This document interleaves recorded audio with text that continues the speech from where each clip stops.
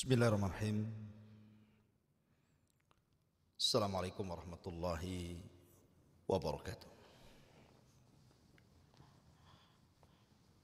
Alhamdulillah wassalatu wassalamu ala Rasulillah wa ala alihi wa sahbihi wa mawalah wa la hawla wa la quwata illa billahi wa ba'du. Qala Allahu azza wa jalla ya ayyuhalladzina amanu taqullaha haqqa tuqatih wa la tamutunna illa wa antum muslimun. Wa qala sallallahu alaihi wa ala alihi wasallam, man salaka tariqan yaltamisu fihi ilma sahhalallahu bihi tariqan ilal jannah. Amma ba'du. Para pemirsa dan juga para pendengar di manapun Anda berada, alhamdulillah segala puja dan puji hanya milik Allah subhanahu wa ta'ala. Di pagi hari ini kita dipertemukan di media ini sebagaimana Allah subhanahu wa ta'ala mempertemukan kita di media yang mulia ini di dunia. Semoga Allah subhanahu wa ta'ala juga mempertemukan kita di sorga kelak, amin ya rabbal alamin. Ma'asyiral muslimin yang dimuliakan Allah subhanahu wa ta'ala, pembahasan di pagi hari ini kita akan membahas sebuah pertanyaan soal kenikmatan surga. Dan pertanyaan ini muncul dari kalangan wanita, di mana dalam Al-Quran sering kita dapati kenikmatan bagi laki-laki dengan digambarkan sedemikian rupa, bidadari-bidadari yang disediakan Allah kepada mereka. Lalu apa kenikmatan kami di surga? Apa kenikmatan bagi para wanita di surga? Ini yang kita akan bahas di pagi hari ini. Apa kenikmatan yang akan Allah subhanahu wa ta'ala anugerahkan kepada para wanita yang menjadi para penghuni surga? Ma'asyiral muslimin yang dimuliakan Allah subhanahu wa ta'ala, kita tahu bahwa Allah subhanahu wa ta'ala telah berfirman di dalam Al-Quranul Karim, bagaimana Allah subhanahu wa ta'ala mensifatkan sedemikian rupa keindahan surga. Dan juga Nabi SAW juga demikian. Saya sebutkan satu riwayat daripada Abi Hurairah radhiyallahu anhu. Nabi SAW bersabda, a'dadtu li'ibadis salihin ma la aynun ra'at wa la udhunun sami'at wa la khatara ala qalbi bashar. Waqra in syi'tum fala ta'lamu nafsum ma ukhfiya lakum min qurrati a'yun jazaa'an bima kanu ya'malun. Dari Abu Hurairah radhiyallahu an, Nabi SAW bersabda, Allah subhanahu wa ta'ala berfirman dalam hadis qudsi, aku telah sediakan bagi hamba-hambaku yang saleh kenikmatan-kenikmatan di sorga yang tidak pernah dilihat mata, didengar telinga, bahkan terlintas pun di benak manusia tidak bisa. Maka bacalah kalau kalian berkehendak, fala ta'lamu nafsum ma ukhfiya lahum min qurrati a'yun jazaa'an bima kanu ya'malun. Dan jiwa tidak mengetahui apa yang Allah sembunyikan kepada mereka dari kenikmatan yang merupakan penyejuk mata sebagai balasan terhadap apa yang mereka kerjakan di dunia. Artinya, sebagaimana kalangan laki-laki diberikan nikmat yang tidak terlihat mata, tidak terdengar telinga, bahkan terlintas pun tidak bisa, saking nikmatnya, maka para wanita juga kurang lebih sama seperti yang Allah anugerahkan kepada laki-laki. Ma'asyiral muslimin yang dimuliakan Allah Subhanahu wa taala. Di dalam hadis Nabi sallallahu alaihi wasallam, Nabi sallallahu alaihi wasallam mengatakan, "Idza shallatil mar'atu khamsaha wa shamat syahraha wa hasanat farjaha wa ata'at zawjaha qila laha udkhulil jannata min ayyi abwabil jannati syi'ti wa fi riwayatin min abwabis thamaniyati syi'ti." Kata Nabi sallallahu alaihi wasallam, apabila seorang wanita melaksanakan salat 5 waktu, menjaga puasa Ramadan, berusaha untuk menjaga kemaluannya, taat kepada suaminya, maka akan dikatakan kepada wanita tersebut, masuklah engkau ke dalam sorga dari pintu-pintu sorga sesuai dengan kehendakmu. Dalam riwayat, dari 8 pintu sorga sesuai dengan kehendakmu. Ma'asyiral muslimin yang dimuliakan Allah Azza wa Jalla, tentu kalimat udkhulil jannah min ayyi abwabi al-jannati syi'ti, masuklah wahai para wanita ke dalam sorga dari pintu-pintu sorga sesuai yang kau kehendaki. Ini adalah bentuk takrim, kemuliaan. Kemuliaan dan juga tasyrif, keagungan bagi para wanita-wanita yang ditakdirkan Allah masukkan ke dalam sorga. Kenapa kemudian Nabi SAW menyebutnya di antara 4 perkara yang memudahkan wanita masuk sorga? Pertama, menjaga salat. Yang kedua, menjaga puasa. Yang ketiga, menjaga kemaluannya. Dan yang keempat, taat kepada suaminya. Karena ini disebut ummahatu af'alil khair. Bagi wanita, perbuatan 4 perkara ini termasuk induk daripada kebaikan. Artinya kalau seorang wanita menjaga salatnya, menjaga puasanya, menjaga kehormatannya, menjaga suaminya, maka perkara-perkara lain pasti akan lebih dijaga lagi. Kalau induk kebaikan ini sudah dilakukan, maka cabang-cabangnya akan memudahkan bagi wanita untuk melakukannya. Maka kenapa 4 perkara ini menentukan wanita itu masuk surga dan tidaknya masuk surga. Kan dalam sebuah hadis, ketika Nabi SAW diperlihatkan neraka, rupanya kebanyakan penghuninya adalah kaum wanita. Ma'asyiral muslimin wal muslimat rahimani wa rahimakumullah. Sebagaimana Allah Subhanahu wa taala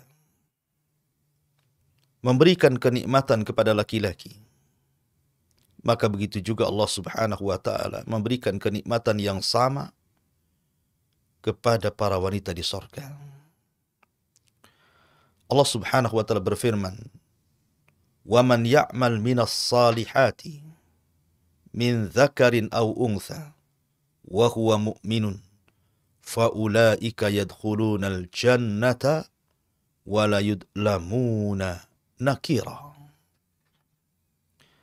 Barang siapa yang beramal saleh, baik perempuan ataupun laki-laki, atau laki-laki baik laki-laki atau perempuan, dan dua-duanya beriman kepada Allah, maka mereka akan dimasukkan ke dalam sorga dan mereka tidak akan mendapatkan perlakuan kezaliman.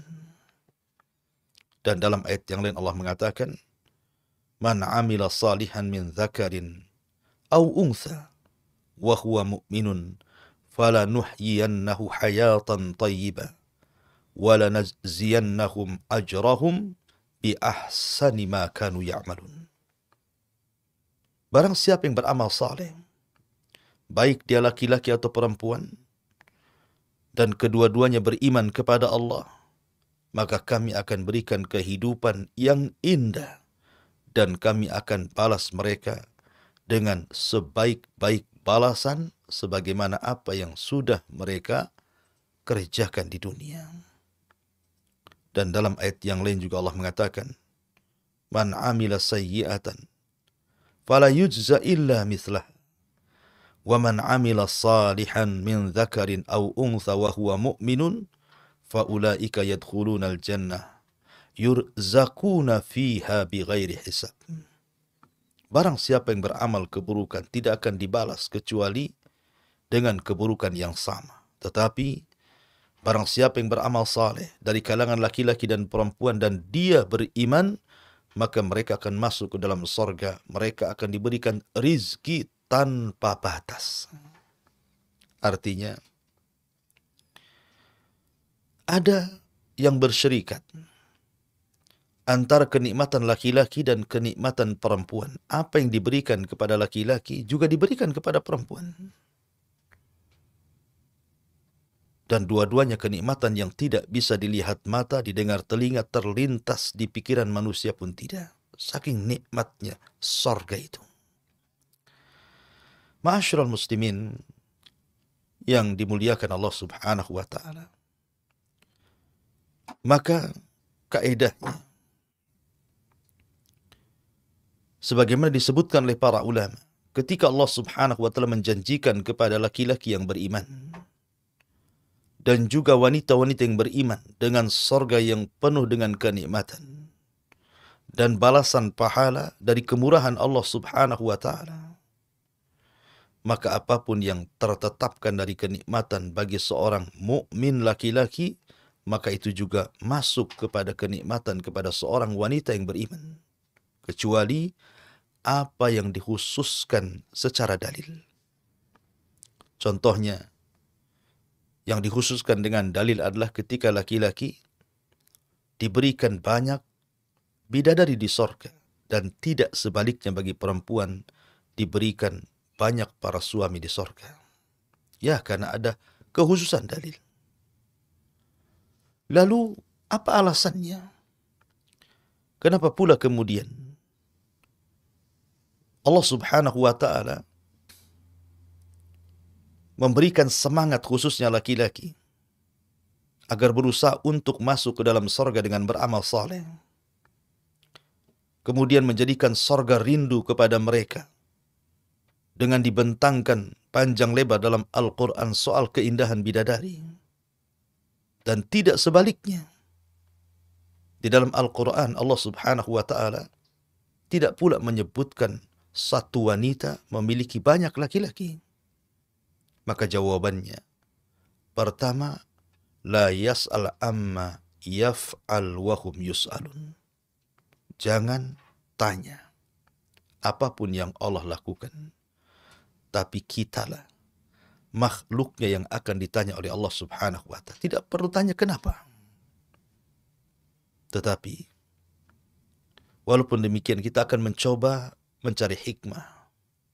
Kenapa wanita tidak dijanjikan sebagaimana janji bagi laki-laki dengan banyaknya bidadari, dan wanita tidak dijanjikan dengan banyaknya laki-laki? Ini jawabannya. Pertama, jangan tanya apa yang Allah perbuat, tapi merekalah yang akan ditanya Allah Azza wa Jalla. Yang kedua, karena tabiat manusia atau tabiat khususnya para wanita. Sebagaimana maklum, para wanita ini memiliki sifat yang berbeda dengan laki-laki di dunia, di mana rasa malu mereka jauh lebih besar dibandingkan laki-laki. Maka Allah Subhanahu wa ta'ala tidak menyebutkan kenikmatan-kenikmatan bagi wanita, tetapi disembunyikan sesuai dengan perasaan malu yang selalu disembunyikan oleh para wanita. Cukuplah firman Allah Subhanahu wa ta'ala, fala ta'lamu nafsum ma ukhfiya lahum min qurrati a'yun jazaa'an bima kanu ya'malun. Jiwa tidak tahu apa yang Allah sembunyikan kepada mereka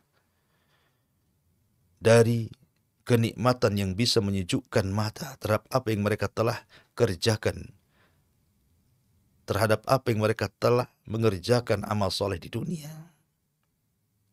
Kemudian yang ketiga, karena tabiat laki-laki di dunia, mereka hanya mencintai dan suka dengan wanita.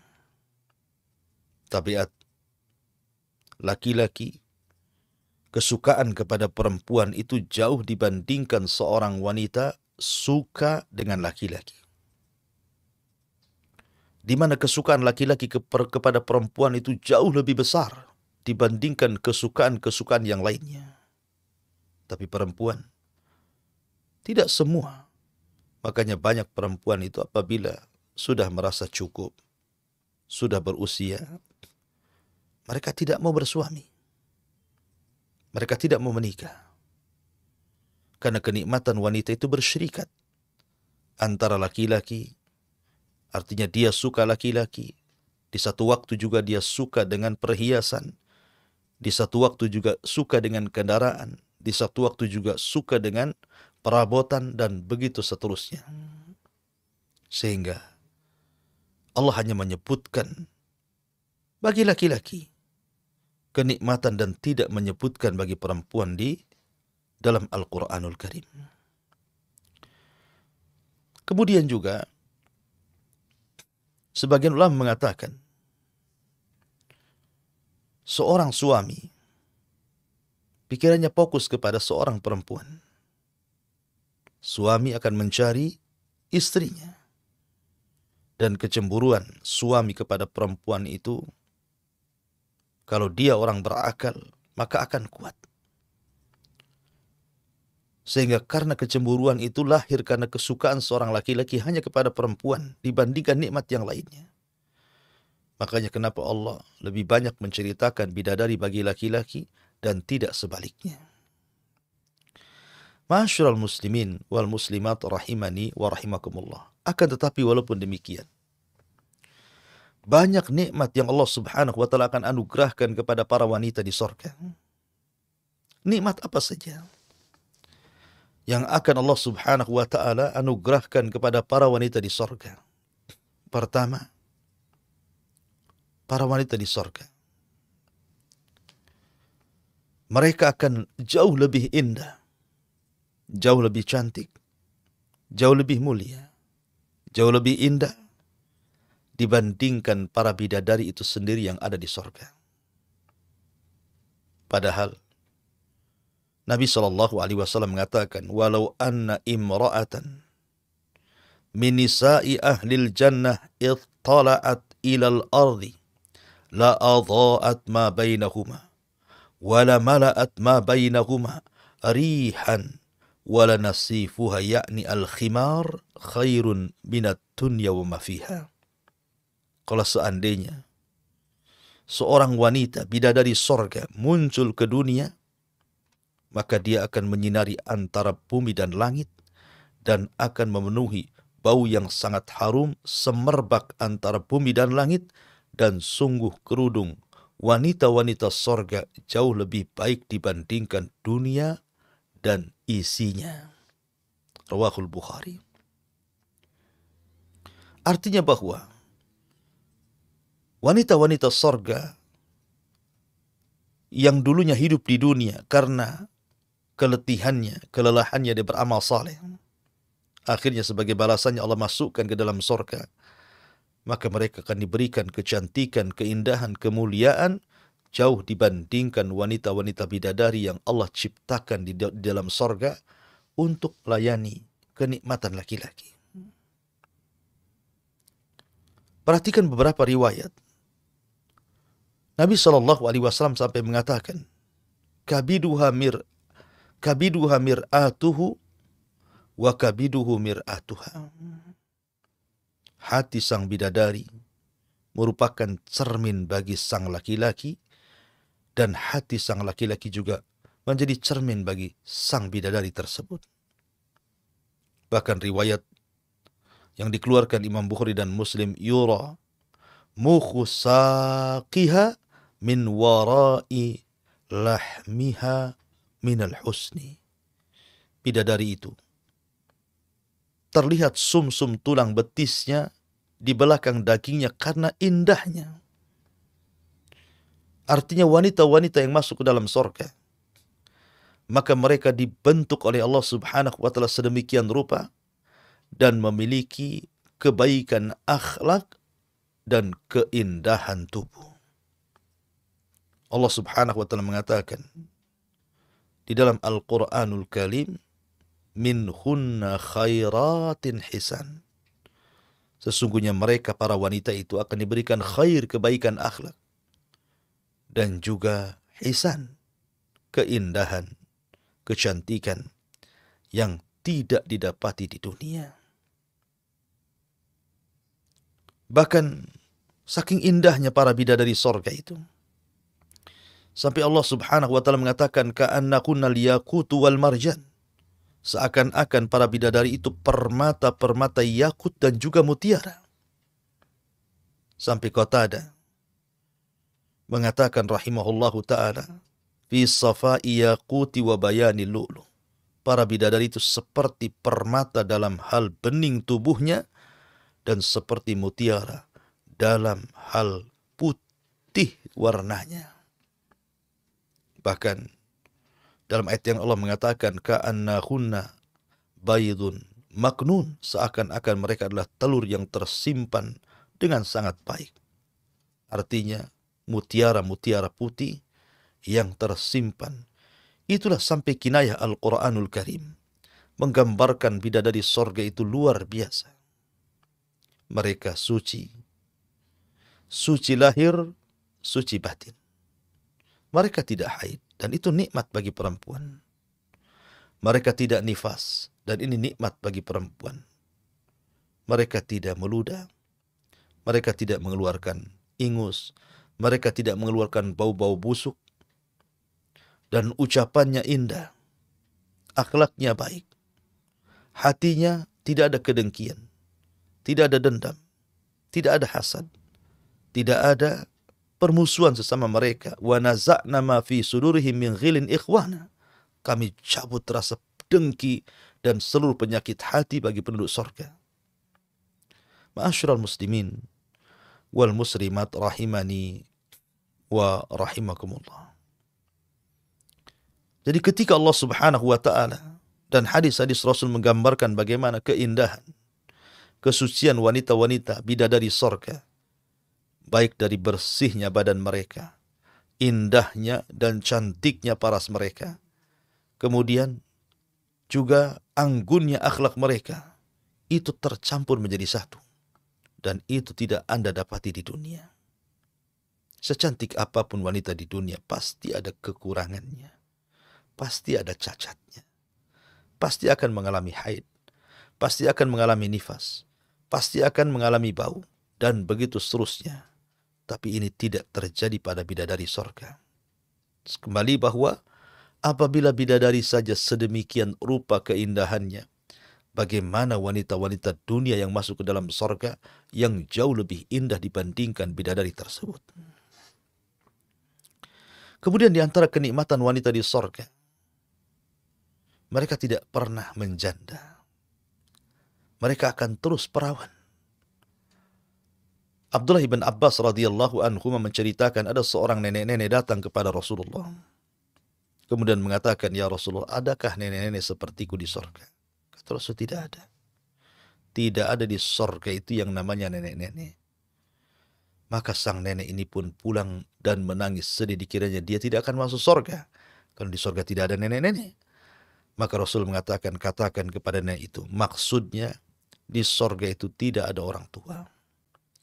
Di sorga itu semua muda. Di sorga itu semua perawan.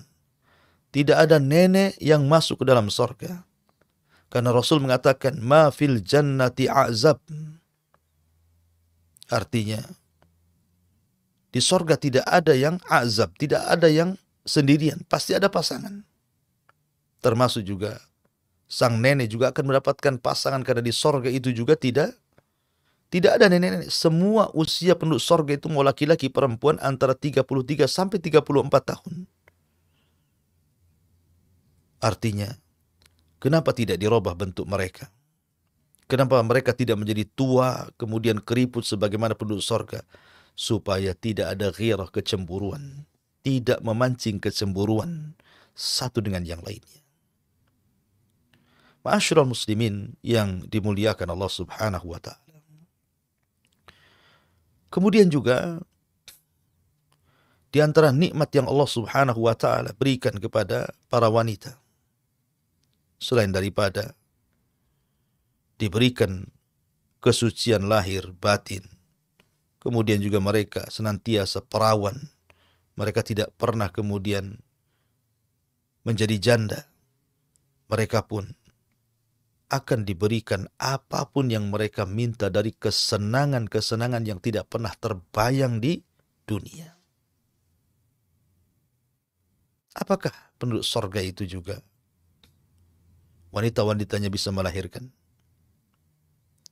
Karena ada sebuah riwayat yang dikeluarkan al-Imam At-Tirmidzi dari Abi Sa'id Al-Khudri radhiyallahu anhu. Nabi sallallahu alaihi wasallam bersabda, "Al-mu'min idza ishtaha al-walad fil jannah kana hamluhu wa wad'uhu wa sinnuhu wa syababuhu wa kibaruhu fi sa'atin kama yashtahi." Seorang mukmin apabila menghendaki anak di sorga, maka hamilnya, lahirnya, usianya, muda dan tuanya itu hanya sekejap saja. Dan tidak ada kesulitan. Tidak seperti wanita-wanita di dunia. Ketika mereka mengandung saja sudah kesulitan luar biasa. Ketika meregang, hendak melahirkan seolah-olah pertaruhan antara dia dan nyawanya. Ketika sudah lahir dia harus menyusuinya. Tapi di sorga tidak. Allah mudahkan semuanya. Tapi riwayat ini memang dikritik para ulama. Apakah wanita di sorga bisa melahirkan? Maka kata Imam Ibnul Qayyim rahimahullahu ta'ala. Pertama, hadis yang tadi dibaca oleh ana bahwa hadis itu diperbincangkan tentang riwayatnya. Yang kedua, bahwa Allah subhanahu wa ta'ala mengatakan walakunna fiha azwajum mutahharah. Dan bagi mereka para laki-laki di sorga itu memiliki pasangan-pasangan yang bersih.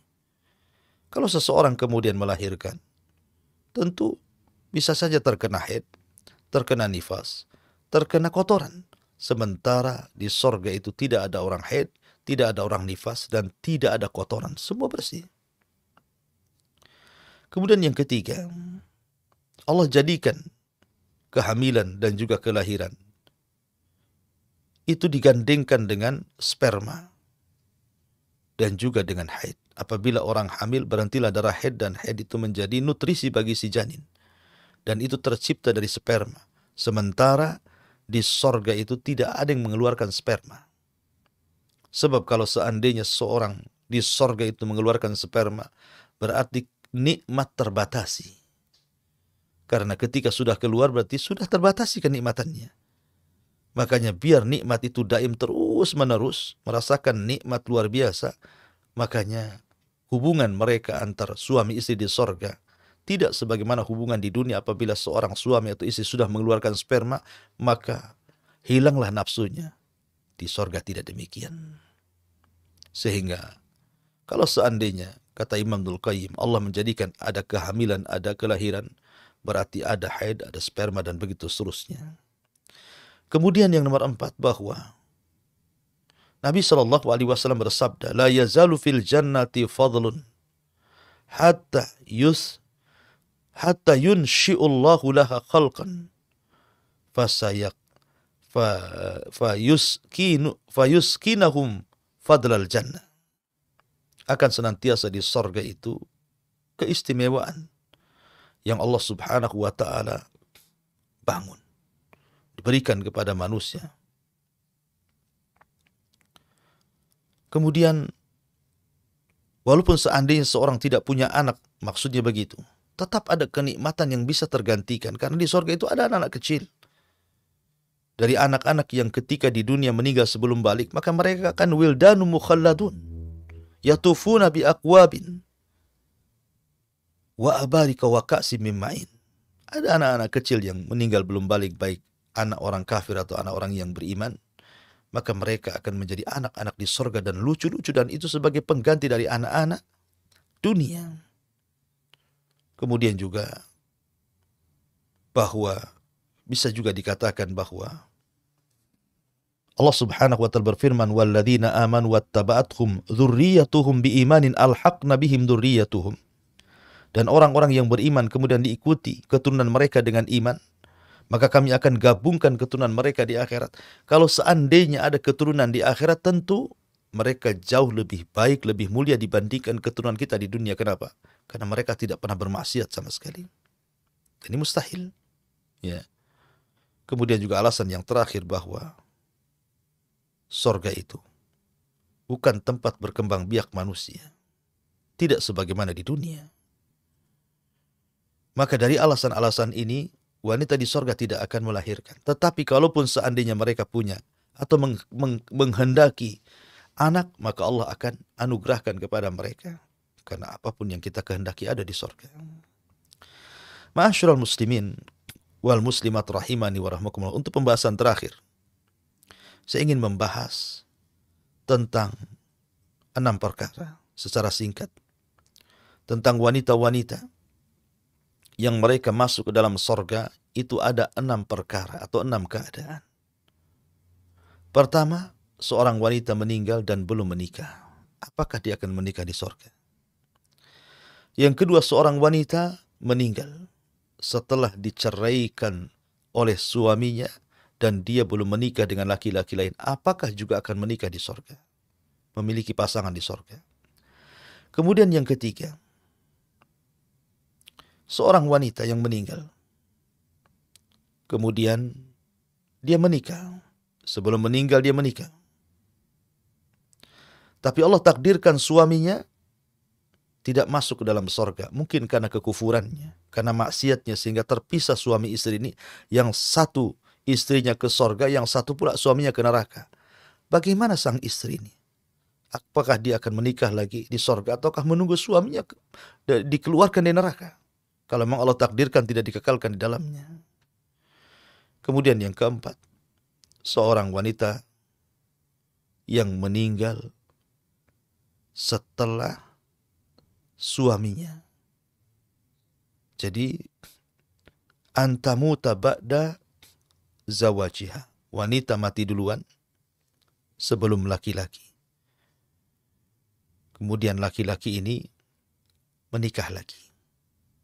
Apakah juga si istri itu akan tetap juga, kalau seandainya Allah takdirkan suaminya masuk surga, akan tetap menjadi suami, ataukah dia boleh menikah lagi dengan laki-laki dari penduduk surga?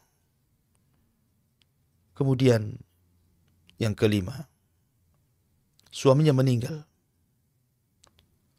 Kemudian si istri ini tidak menikah lagi terus sampai dia meninggal. Mungkinkah kemudian dia akan kembali kepada suaminya?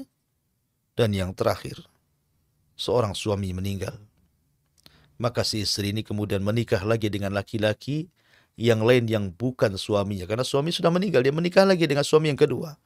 Bagaimana statusnya? Apakah dia di sorga dengan suami yang pertama, ataukah suami yang kedua? Kalau dua-duanya masuk sorga. Inilah yang harus kita jawab secara singkat karena juga waktu. Yang pertama, adapun wanita yang meninggal tetapi belum menikah, maka Allah akan nikahkan dia di sorga dengan laki-laki dari ahli dunia yang masuk ke dalam sorga. Karena di sorga itu tidak ada azab, tidak ada orang hidup sendirian, harus berpasang-pasangan. Kemudian yang kedua, begitu juga sama.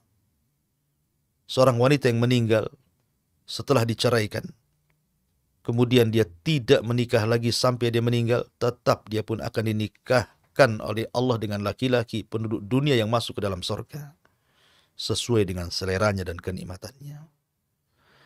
Kemudian yang ketiga, bahwa harus seorang wanita yang menikah, kemudian suaminya berpisah, tidak masuk ke dalam surga, malah pula masuk ke neraka. Maka kata para ulama, perempuan yang seperti ini,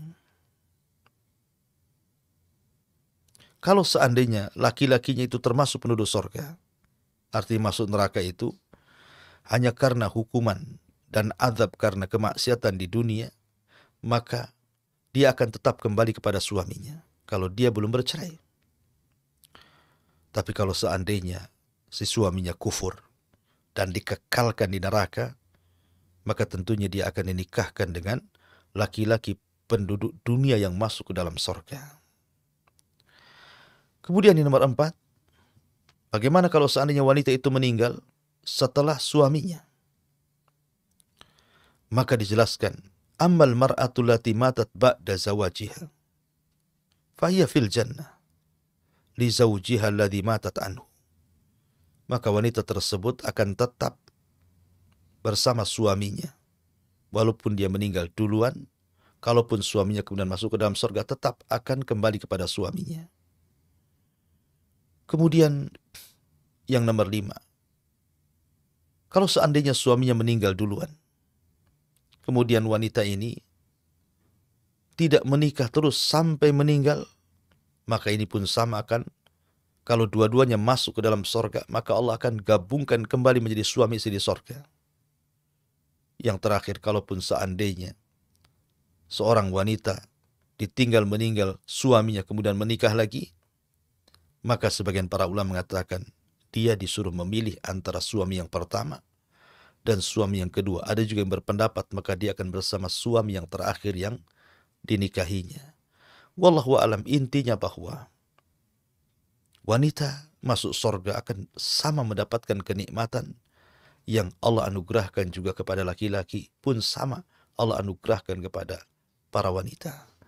Mudah-mudahan kita semua termasuk ahli jannah. Ya, saya kira ini yang bisa saya sampaikan. InsyaAllah kita akan berjumpa di lain kesempatan. Mudah-mudahan ada manfaatnya. Yang benar datang dari Allah, yang salah datang dari saya pribadi. Saya tutup dengan kafaratul majlis. Subhanallah bihamdika asyhadu an la ilaha illa anta astaghfiruka wa atubu ilaik. Allahu ta'ala. Assalamualaikum warahmatullahi wabarakatuh.